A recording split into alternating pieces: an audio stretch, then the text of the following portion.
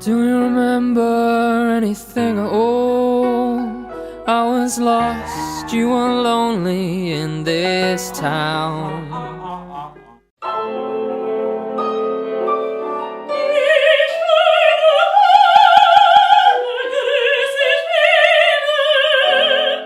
I'm looking at Tannhäuser, how to redo an old aria that has never really brought you the greatest joy singing it. Okay, it's fine the way it is, but it's not great. I'm gonna get down into the nuts and bolts of this thing and figure out why. What is going wrong? If I want to develop it, and I want to develop myself, and I want to give the audience the very, very best that I can do, then I really owe it to myself to be honest enough to say, okay, it's really not the best that I can do. So let's just sing the first phrase.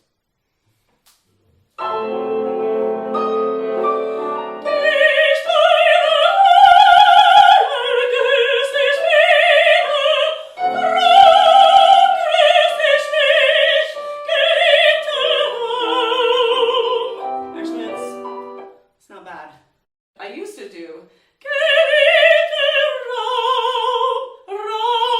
and that R would bring my ah vowel into a forward position, which sounds okay, but it's not honest. And that's the thing about Elisabeth that I really wanted to do this time, was to bring an authenticity to her sound. I think that's really the core of her,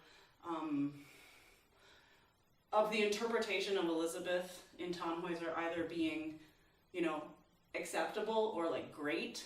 The difference is the beauty of tone and the phrasing, and that comes from an honest place. Like if you can find that honesty, the essence of yourself and your voice in your interpretation, instead of cultivating something, which is what I have done in the past. Let me see if I can go back and sing it the way I had been doing it.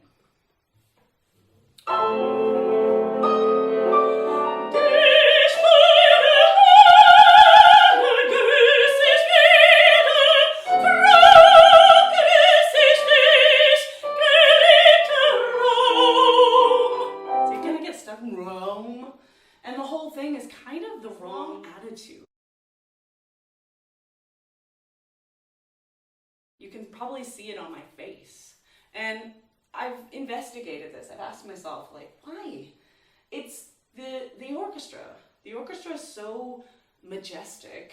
It's also my idea of who sung Elisabeth in the past and how I've heard people sing it in auditions and master classes and what have you. It always sounds heroic.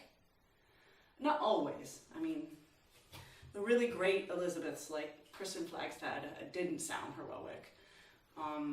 They had that honest, earthy tone and color that I'm going for, or I'm trying to find.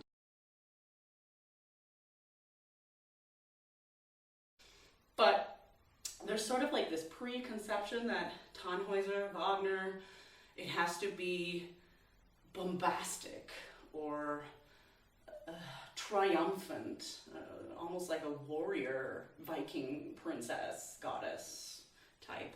And I come to realize that preconception, although it wasn't conscious, has been putting a sort of veil over top of my sound that I don't like. And so I've been trying to remove the veil and get a more honest sound.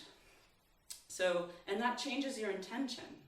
So then you really have to ask yourself, like, what is the overarching mood for this aria? It's not, the soprano is here now, kind of like expectation that we have of Wagner nowadays that wasn't the case in Wagner's time or in the early 20th century. What happened? Why do we think Wagner has to be so powerful, like aggressive? But it certainly was playing an influence on my interpretation of Elisabeth. Honest, earthy, generous, warm, velvety. Not trying to make something, not trying to be mannered or artificial. This aria is not, I'm here now. It's, I remember this room, and I remember him singing in this room, and how wonderful that made me feel. And now he's coming back. You know, it's this excitement, it's like a childish excitement.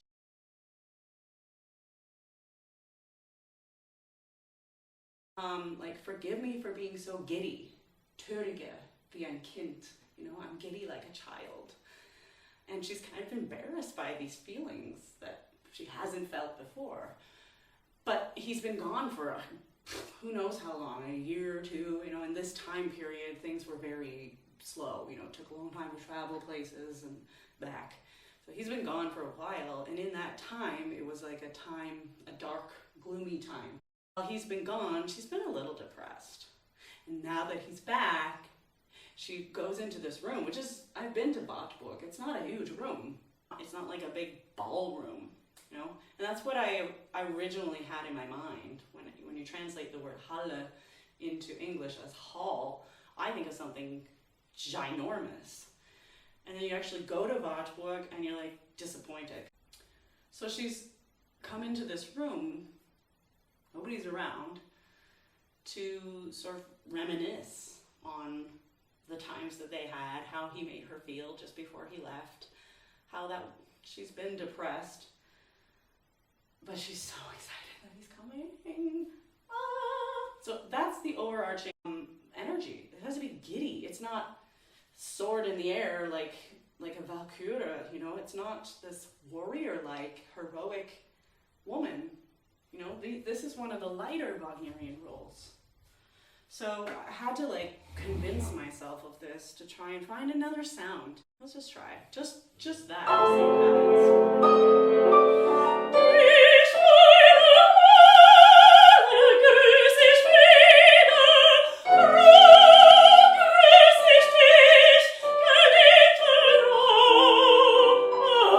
See, I put that on another place. I use the Tarzan all the time to fix that sort of that middle voice in Elisabeth, which is where you're mostly singing. It's not super high. So for Elisabeth, your main concern is going to be in that middle voice. So like G, F, G, A, B. That area is where my voice tended to go forward, and I lost a lot of resonance. So I've been really like using the yodel, the breaking of the voice, to really get my vowels into the right spot in the back. So instead of Raum here, it's so like short. It doesn't have that full sound that I like. So I do a little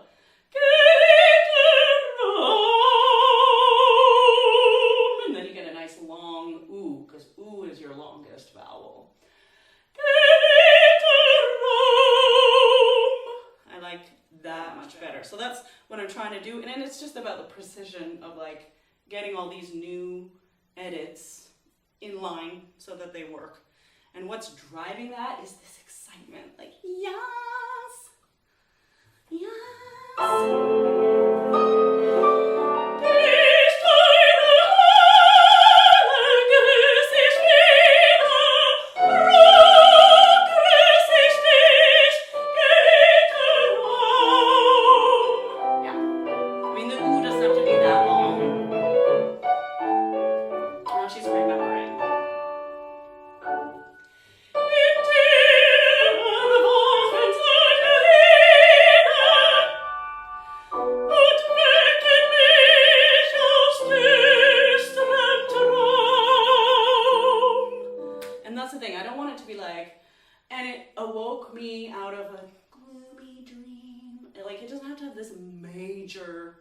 Mood change there. I know people like to color that there because there's a change of harmony, so that makes sense. But you don't have to change the intention of this aria. It's not like, I'm so excited, but I was really depressed. I don't think that's right. I think it's just a memory. It's like, yeah, I was depressed last week. You know, until we got the letter that said the Tannhäuser was on his way back. or last month, however long it takes to send a letter, and then for him to probably a month.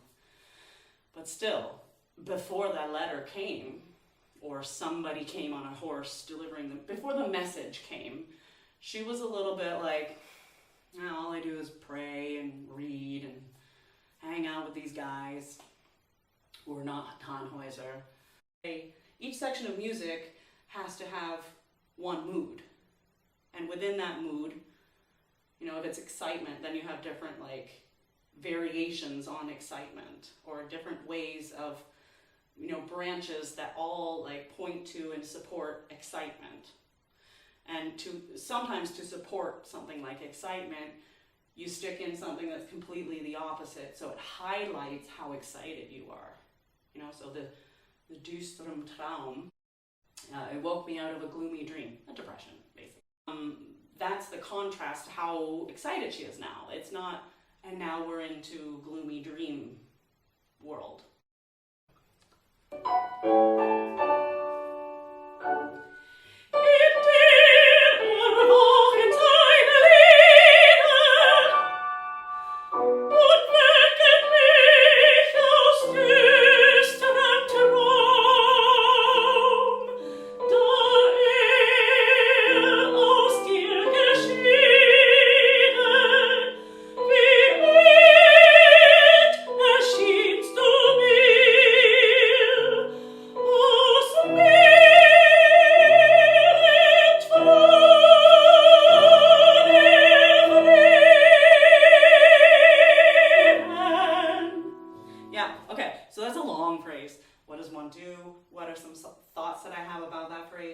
You could do a forte piano on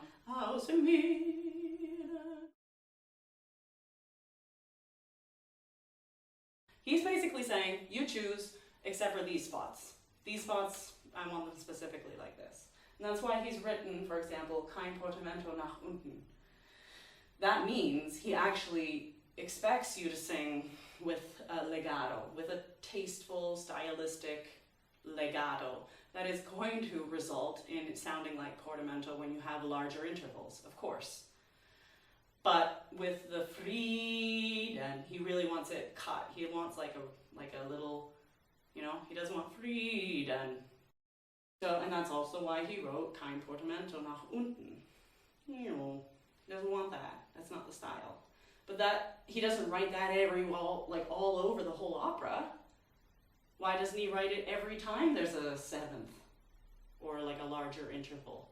Or any interval for that matter? Why doesn't he write that? Because he doesn't have anything against Portamento. It doesn't mean, nah, like really like pathos-inducing Portamento. That's not what it means. He just means always sing with legato. And, you know, gauge that legato in a way that matches the style. But in that case, he doesn't want any legato.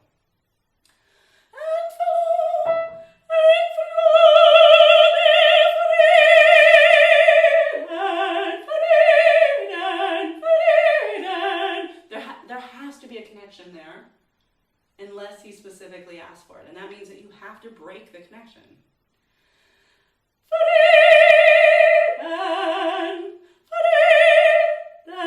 There's a tiny little crack.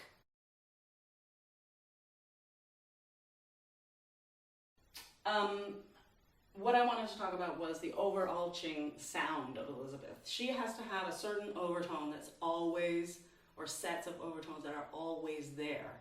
So if you want to do forte piano, that piano still has to have that overtone. So I'll try to demonstrate. Okay, I'll do it with the specific overtone that I think that Elisabeth should have on every single note that she sings in the entire opera all the time. That's unabhängig, independent from the dynamic. Shouldn't matter. There it is. Okay, that's the that she has to have all the time. That's how the audience knows where to find her. They're like, oh, there she is. There's that sound. You know, if you were blind, you'd hear it. all the men are singing at the end of the second act, you can still hear her overtone. Every singer has their own sets of overtones that match their character, which in turn all match the overarching aesthetic of the orchestration, opera as a whole. So you have to have that. That's like step number one for Elisabeth. Have your overtone set, like your color palette, there at all times. So if I was to do a forte piano and go into a piano that I would use in, I don't know, something else, then that's actually not a strong choice, I don't think, even though a forte piano might be a nice musical idea, although I know some people might totally disagree with that. I'll demonstrate. Lose my overtone.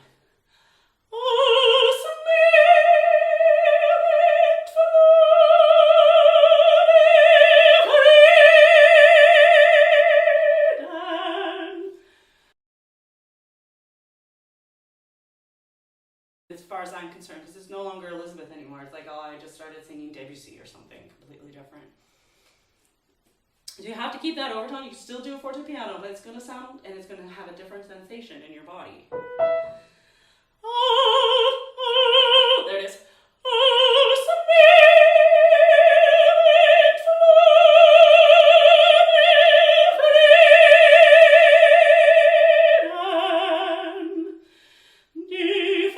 And now see that D is fake sounding. D. That's where I would use a yodel. D. There it is. There's my overtone. D.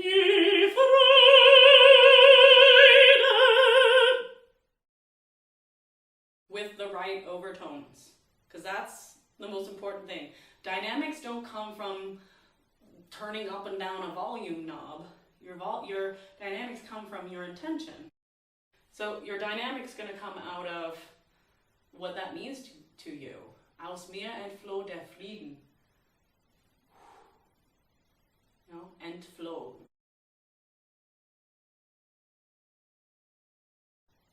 Alright, so I was agitated. I wasn't peaceful, it was the opposite of peaceful. She was depressed. However you want to infuse the dynamic, but it has to be piano.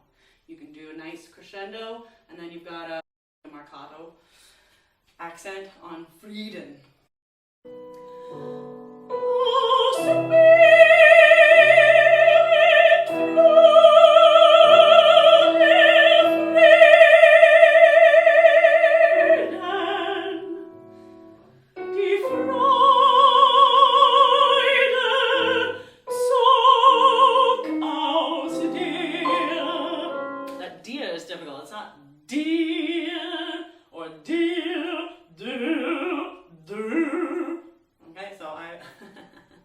Make sure that doesn't sound fake.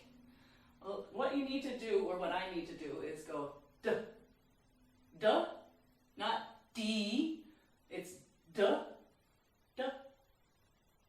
Then you wait 5 minutes. Duh, duh, so the E really is back here. Duh. Wait for it. Yeah. And to get a nice sound on a nice authentic sound on that E vowel, let your voice do a little yodel, a little Tarzan there.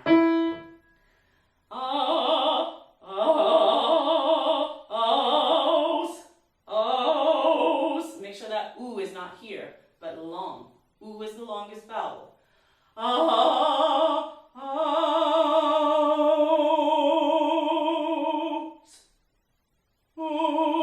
That S is nowhere near where that ooh is being formed, except the superficial little ooh that you do here, but that's not where we make vowels, right? That's just like putting a filter on your photo. It's superficial. It has nothing to do with the actual capturing of the photo. You understand? It's just a veil, a facade, this little ooh that you make here. It's not real. The ooh is actually back here. I know.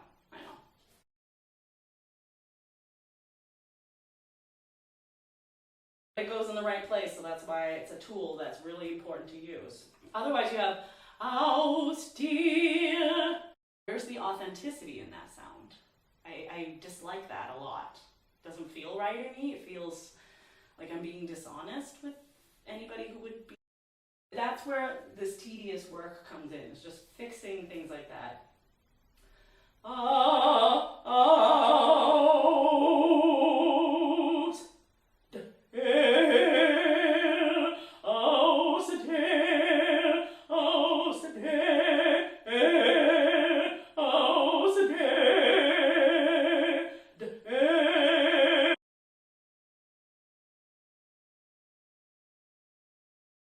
I mean, you're not gonna go, austere, you don't know, like belting.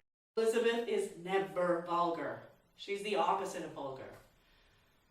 Opposite. She's sensual. Don't forget to put that dynamic into her. You can't leave out the sensual and make her like this pious, virginal sacrifice. You can't do that. That's an element too. Soak aus dir. Okay, so rip those consonants away. Vowels are here, consonants are sometimes here, sometimes they're also back here. Like k, you know, k. No, that's where we speak k. When we sing k, it's back here. It's where the tongue and it's called a velar. Yeah, so they hit there. Or qu. So, and that's really close. There's my overtone.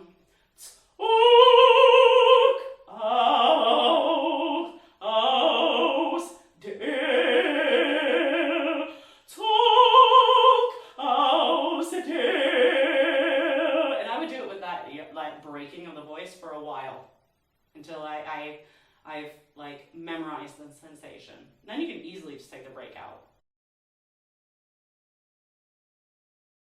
But if you prevent your voice from breaking because you don't want to expose yourself in that way, you're actually preventing a whole world of possibilities. So please use the break in your practicing. There's a whole different quality there. That kind of detailed work, patience with yourself, fixing stuff up, and infusing your sound with the emotional, like, overarching journey of your character so that it has that authenticity. And then also your face is going to look authentic. It's pretty cool.